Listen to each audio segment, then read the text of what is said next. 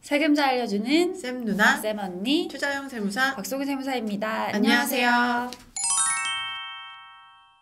네, 오늘 저희가 이야기할 주제는 다시 종부세입니다. 네. 종부세 이미 사실 납부도 했잖아요. 네, 맞아요. 종부세 납부하셨고 아마 분납이신 분들만 2달 이후에 더 납부하실 세금이 남아있을 텐데, 그럼에도 불구하고 저희가 종부세 얘기를 다시 하는 이유는 종부세 고지가 잘못된 케이스가 너무 많았기 때문에 혹시라도 여러분이 그거에 해당되신 분들이라면 빨리 이의 신청을 하셔야 된다, 이런 취지로 영상을 준비했습니다. 네, 종부세 납부서를 받고 좀 생각보다 금액이 커서 이제 세무서에 문의를 하셔서 근데 세무서도 이게 맞는 거다라고 하니까 그냥 내신 분들이 종종 있으시더라고요. 네, 맞아요. 세무서에 전화를 해봤는데 그냥 뭐 맞다, 고지된 게 맞습니다 해서 그런가 보다 하고 냈다, 이런 분들이 진짜 많으시더라고요. 네, 그렇게 냈지만 사실은 틀린 게 있었던 거죠. 네, 그런 경우들이 있어요. 그래서 오늘 저희가 2가지 사례를 준비했는데요. 첫 번째 사례는 다수가 한 주택을 공동 명의로 갖고 있는 경우인데요. 어떤 경우에는 이게 좀 특별한 케이스에 해당이 되거든요.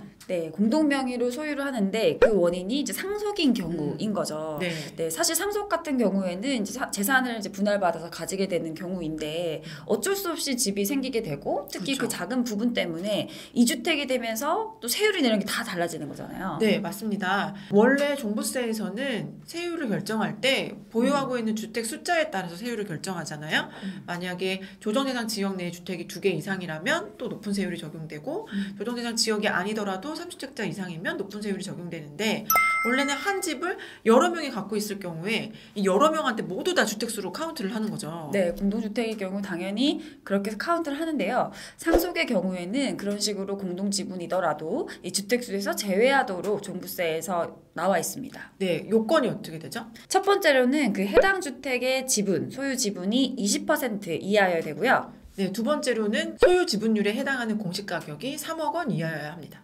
네, 사실 이렇게까지 따져서 보기가 어려워요. 네. 등기부를 떼보지 않는 이상 일단 상속의 원인인지 대부분 모를 거고요, 세무서에서는. 그렇죠. 네, 두 번째로는 이 사람의 지분이 20% 이하, 뭐 그거는 확인이 되겠지만 네. 공시 가격이 또 3억 이하인지. 그렇죠. 카운트하기가 좀 헷갈리잖아요. 이 집 전체가 뭐 10억인데 이 사람이 20% 갖고 있으니까 2억이라서 게다가 원인이 상속이니까 이건 주택수에서 빼야 돼.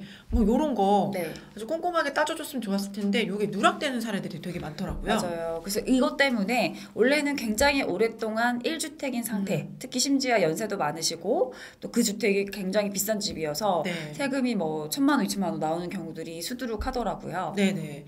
근데 요것 때문에 주택수에 카운트돼서 뭐 일반 세율도 아니고 뭐 중과 세율이 적용된다든지 이런 문제가 생길 수 있어서요. 만약에 그런 부분에 해당하셨던 분들이라면 다시 한번 고지서를 살펴보실 필요가 있을 것 같아요. 네. 두 번째로는 종부세에서도 거주자와 비거주자가 다른 부분이 있죠? 네, 맞습니다. 뭐 거주자든 비거주자든 우리나라에 주택이 있거나 뭐 토지가 있거나 이럴 경우에는 종부세를 내셔야 되는데, 종부세에서는 1세대 1주택자로서 종부세를 과세하는 게 엄청 큰 혜택이잖아요. 네, 특히 장기간 보유함에 따른 이제 장기 보유 공제라든지 고령자 세액 공제, 이런 세액 공제들이 굉장히 많은데요. 그 혜택을 거주자에게만 주고 있습니다. 네, 여기에다가 이제 기본 공제도 원래는 6억 원 공제가 되지만 1세대 1주택자로서 거주자에 해당한다면 5억 원을 추가 공제해서 총 11억 원 공제를 해주는데, 이것도 거주자만 해당이 되는 거죠. 네, 그래서 저희 이제 고객분들 중에서도 이제 국적이 외국 국적이어서 처음에 이제 공제가 6억 이렇게만 나온 거예요.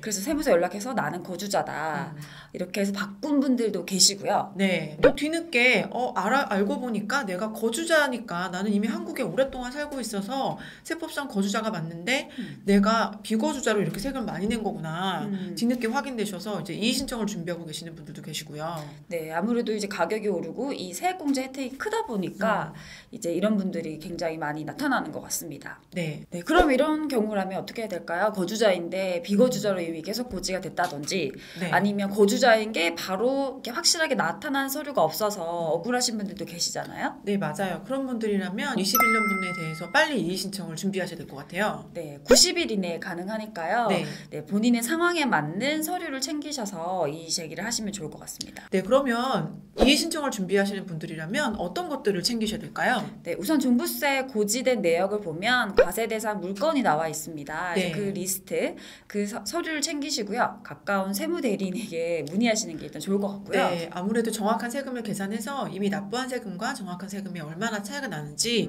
확인을 해보시는 게 좋을 테니까 세무대리인께 맡겨주시는 게 좋을 것 같고요.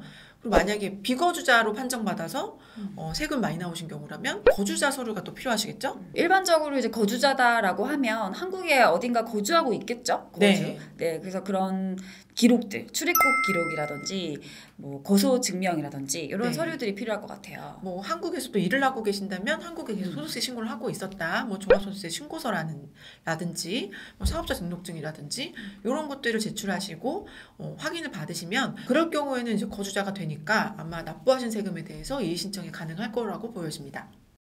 네, 오늘은 저희가 종부세 고지 이미 납부하신 분들도 다시 보자라는 내용으로 두 가지 포인트를 이야기했는데요. 네. 해당되는 분들이 많이 보셨으면 좋겠습니다. 네, 그러면 오늘 영상 여기서 마칠까요? 네, 지금까지 세금잘 알려주는 쌤 누나 쌤 언니였습니다. 안녕.